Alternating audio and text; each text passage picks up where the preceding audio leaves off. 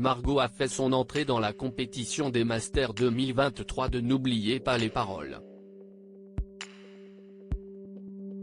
La plus grande championne de l'histoire du jeu nous a confié une étonnante anecdote au sujet de sa participation cette année. Mettre fin à la malédiction. Telle est la mission de Margot pour son retour sur le plateau de N'oubliez pas les paroles ce lundi 18 septembre. La numéro 1 au classement entre en piste ce soir dans les Masters pour la 4e année consécutive sur France 2.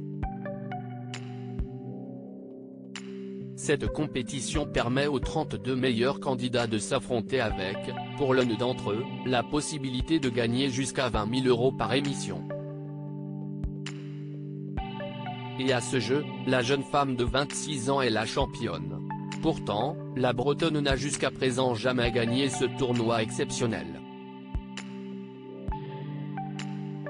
Pire, ses statistiques chutent d'année en année. Margot, n'oubliez pas les paroles, pourquoi cette petite victoire est symbolique à ses yeux. En s'élançant dans l'arène, Margot n'avait qu'un seul objectif en tête, au moins de passer le premier tour parce que c'est là où je stresse le plus.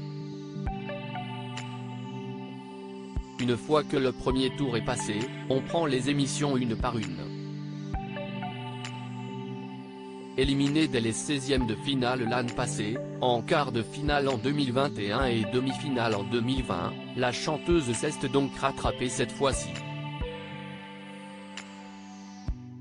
Laure, N-31, n'a pas battu la reine de Nagui.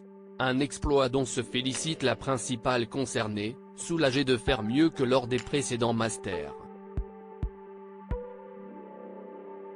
Vu que je régresse chaque année, je me suis dit qu'avec la logique des choses, cette année je devais perdre au premier tour. Je suis donc contente de briser cette chaîne. Je suis vachement plus détendue. La lauréate du jour espère désormais pouvoir rencontrer une des amies à la prochaine étape. Master de N'oubliez pas les paroles, Margot rebostée pour son prochain match alors que l'opportunité d'être en face à face avec Caroline, N-12, Laguette, Margot affiche un net enthousiasme, je serai très contente de partager le plateau avec elle. Avant les tournages, j'ai passé toute une journée avec elle, on a eu l'occasion de discuter. On a même révisé ensemble, donc je ne serai très contente.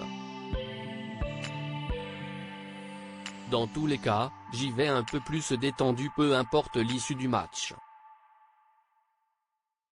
L'enjeu reste tout de même grand pour celle qui a déjà remporté le tournoi des Maestros 2023 et la Ligue des Maestros en janvier dernier.